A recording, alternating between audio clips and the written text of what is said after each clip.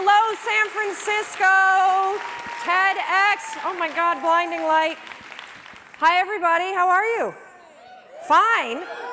Oh my gosh. Okay, so my name is Mel Robbins, and for the last 17 years, I have done nothing but help people get everything that they want.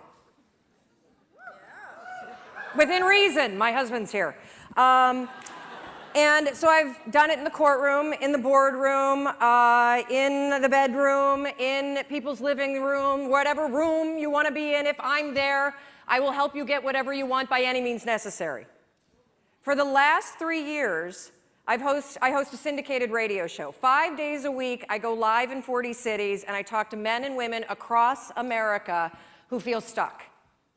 Do you know that a third of Americans feel dissatisfied with their lives right now? That is 100 million people. That's insane. And I've come face to face with it in this new show that I'm doing, which is also insane. It's called In-Laws. I move in with families across America. You guessed it, who are at war with their in-laws. We move them into the same house. I verbally assassinate everybody. We open up Pandora's box, and I get people to stop arguing about the donuts and who's hosting Thanksgiving dinner and talk about the real stuff. And that's what I want to talk to you about. I'm here for you. I'm going to tell you everything I know in less than 18 minutes about how to get what you want. So I want you to take a millisecond right now, and I want you to think about what you want. You. And I want you to be selfish. Screw Simon and the we thing. This is about me, right now. Sorry, Simon. What do you want? And here's the deal. I don't want it to sound good to other people. Being healthy will not get your ass on a treadmill. Losing your man boobs so you could hook up with somebody, now that's motivation. So I want to know, what do you want? Do you want to lose weight? Do you want to triple your income? Do you want to start a nonprofit? Do you want to find love? What is it? Get it right here. You know what it is. Don't analyze it to death. Just pick something. That's part of the problem. You won't pick.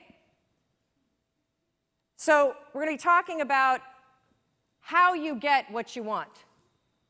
And frankly, getting what you want is simple. But notice I didn't say it was easy. It's very simple. In fact, if you think about it, we live in the most amazing moment in time. So that thing that you have up here, whatever it may be, you want to use healthy eating to cure your diabetes, you want to figure out how to take care of the elders and start a new hospice center, you want to move to Africa and build a school, guess what? You could walk into a bookstore right now and buy at least 10 books written by credentialed experts on how the hell you do it. You could Google it, and you could probably find at least, I don't know, 1,000 blogs documenting the step-by-step transformation that somebody else is already doing. You can find anybody online and cyberstalk them. You can just walk in their footsteps and let them, just use the science of drafting. Follow what everyone else has done, because somebody else is already doing it. So why don't you have what you want? When you have all the information that you need, you have the contacts that you need, there are probably free tools online that allow you to start a business or join a group or do whatever the heck you want. It all comes down to one word.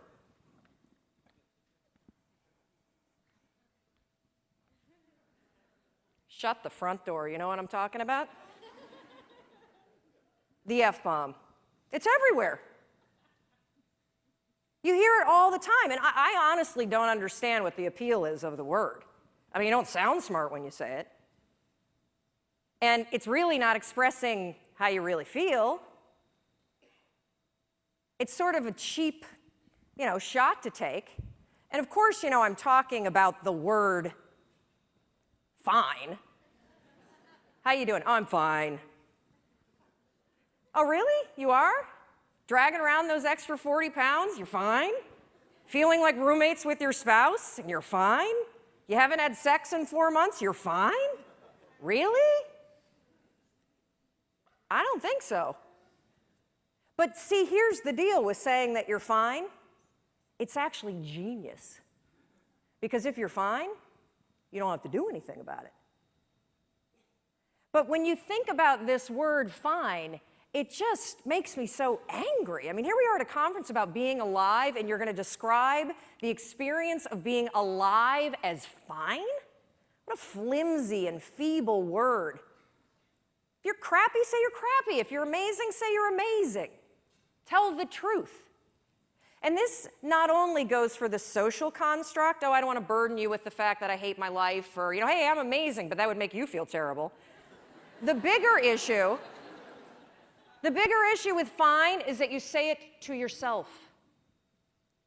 That thing that you want, I guarantee you, you've convinced yourself that you're fine not having it. That's why you're not pushing yourself.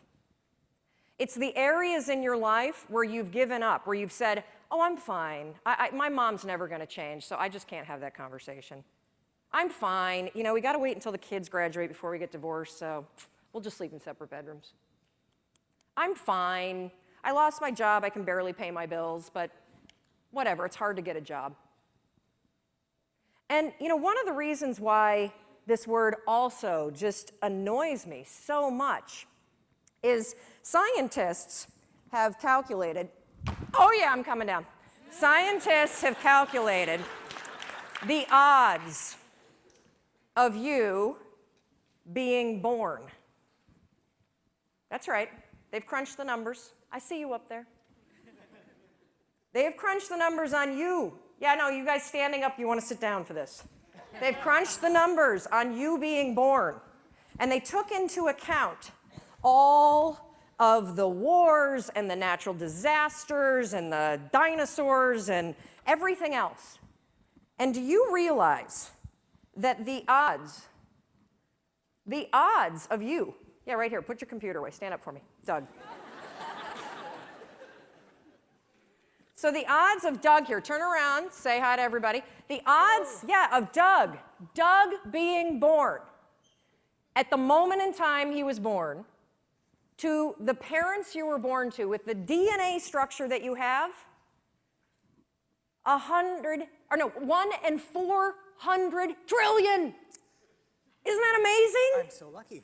Yes. You're not fine, you're fantastic. You have life-changing ideas for a reason, and it's not to torture yourself. Thank you. Thank you, Doug. Christine was right when she said all of you could be on stage, because all of you, we're all in this category. 1 in 400 trillion. All day long, you have ideas that could change your life, that could change the world, that could change the way that you feel. And what do you do with them? Nothing. Oh, hopefully I won't moon you.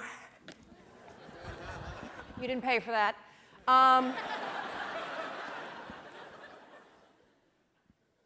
And I want you to just think for a minute, because we all have, I love to use the analogy, the inner snooze button. You have these amazing ideas that bubble up, right? You've been watching people all day, and I guarantee you, ping pong balls, boom, boom, boom, boom, boom, boom, boom. You've got an idea, oh, I should do this, I should do that. And every time you have an idea, what do? Boop, hit the snooze. What's the first decision you made this morning? I bet it was to go back to bed. Yep, the first decision today, I'm 1 in 400 trillion, I'm gonna go back to sleep. And I get it. Your bed is comfortable. It's cozy, it's warm. If you're lucky, you've got, somebody that you love next to you, or in my case, I've got my husband and my 2 kids and possibly the dog. And the reason why I'm bringing up this first decision that you made today and the inner snooze alarm is because in any area of your life that you want to change, there's one fact that you need to know. Just one. you're never going to feel like it. Ever. No one's coming. Motivation isn't happening. You're never going to feel like it. Scientists call it activation energy. That's what they call the force required to get you to change from what you're doing on autopilot to do something new. So try this test tomorrow. You think you're so fancy. I know you're attending TED. Try this. Tomorrow morning, set your alarm for 30 minutes earlier. And then when it goes off, take those sheets, throw them off, and stand up and start your day. No snooze, no delay, no I'll just wait here for 5 seconds because Mel's not standing here. Do it. And the reason why I want you to do it is because you will come face to face with the physical, and I mean physical, force that's required to change your behavior. Do you think that somebody who needs to lose weight ever feels like going on a diet? Of course not. Do you think they ever feel like eating boiled chicken and peas instead of a croissant? I don't think so. The activation energy required to get your ass away from your computer and out your front door to go on the walk you said that you were going to go on is the exact same amount of force that it takes you to push yourself out of a warm bed and into a cold room. What's interesting about being an adult is that when you become 18, nobody tells you that it's now going to be your job to parent yourself. And by parent yourself, I mean it's your job to make yourself do the crap you don't want to do so you can be everything that you're supposed to be. And you're so damn busy waiting to feel like it. And you're never going to. My son never feels like getting off his DS. That's my job. Get off the damn DS. Kendall, clean up the Barbies. If you're going to have a nude party in my bathroom, at least clean it up. God, chew with your mouth closed. We're not in a barn, for crying out loud. All right, dinner's coming. Get out of the pantry.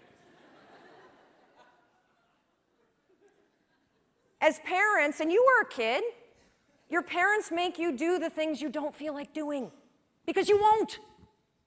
Ever. Not now, not then, not ever. And even when you get good at something, you'll figure out something else you don't want to do. And then you'll plateau out and you'll get bored and you're like, I hate this job, it's boring. But will you look for a new one? No, you'll just bitch about that one. It's very, very simple to get what you want, but it's not easy. You have to force yourself. And I mean force. And the reason why I use the word force, when Roz was up here and talking about the emotion tracking, and she had the picture of the two sides of the brain, I look at the brain the exact same way. Only I describe one side of your brain as autopilot, and the other side is emergency brake. That's the only two speeds you got. Autopilot, emergency brake. And guess which one your brain likes better? Autopilot. You've had the experience where you've driven to work, right? And you get there and you're like, oh my God, I don't remember driving here. You weren't drunk. That was your brain on autopilot. It was functioning just at this level. And the problem with your mind is that anytime you do anything that's different from your normal routine, guess what your brain does? Emergency brake. And it has that reaction for everything. Everything. You walk into the kitchen and you see everybody's left their breakfast dishes for you. And you think for the 100th time, I'm going to kill them. In fact, I'm going to leave them here and I'm going to make them do it. But that's not your normal routine, is it? So your mind goes, emergency brake. And you go right into autopilot. I'll just load it and be pissed and then not have sex. That's what I'm going to do.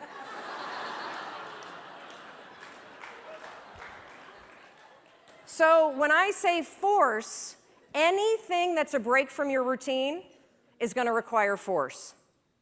And if you think about your life, it's kind of funny because are kids, and then we become adults, and we spend so much time trying to push our life into some sort of stable routine, and then we grow bored of it.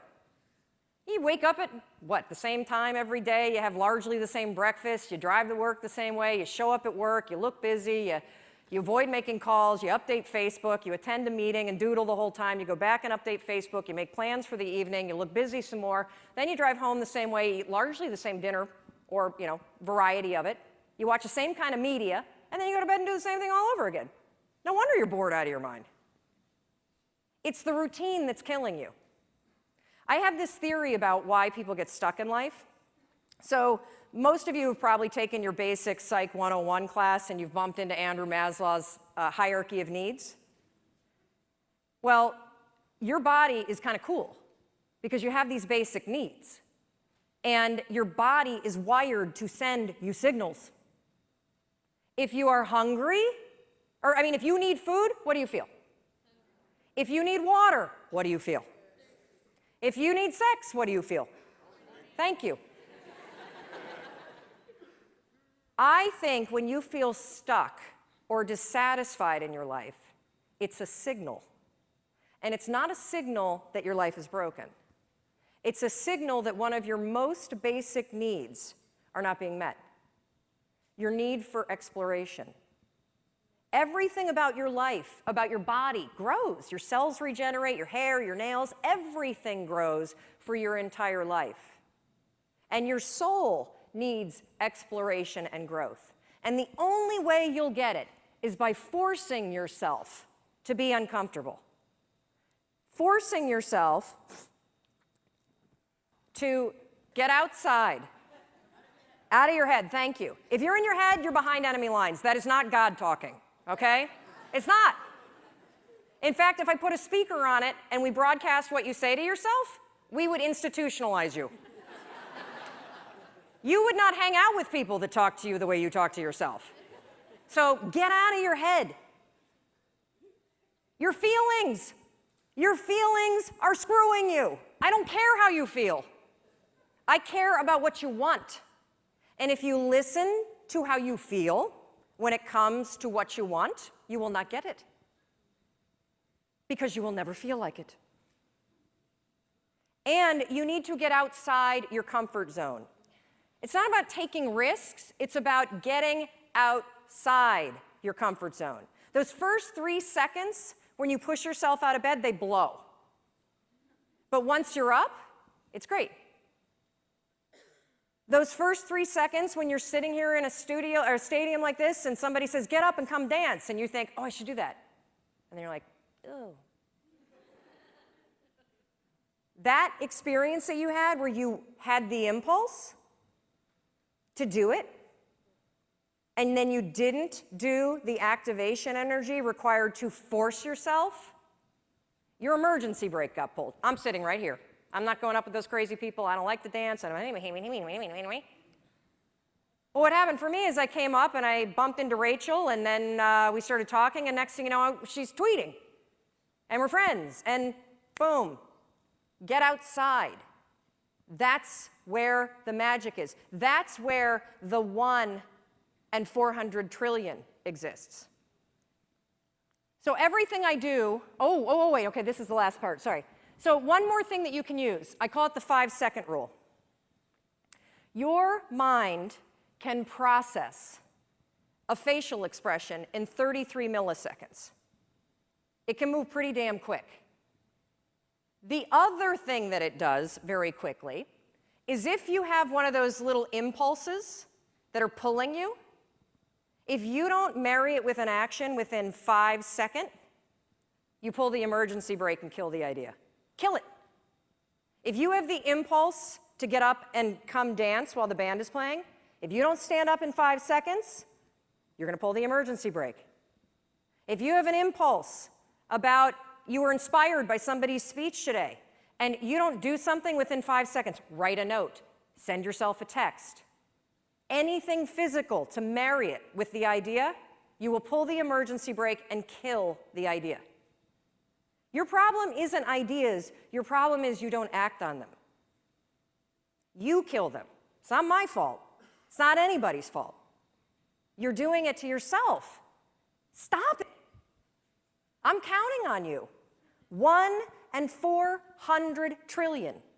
You got stuff to do. And it's not going to happen in your head. So I want you to practice this today. When we go off to party, thank God it's coming soon, because I think we all could use a cocktail. I want you to practice the 5-second rule. You see somebody and you think you have that impulse, they look interesting. Walk over there. You were inspired by somebody and you have a request, make it. That's why you're here. Experiment with it, and I think you'll be shocked about what happens. And one more thing, I want you to know that everything that I do, whether it's the radio show or the television show or the book that I wrote or the column, it's for you. And if there is anything that I can do, if I can do anything to make you do the things you don't want to do so you can have what you want, I will do it. But you need to walk over, you need to open your mouth, and you need to make the request. You got it? Good. Go do it.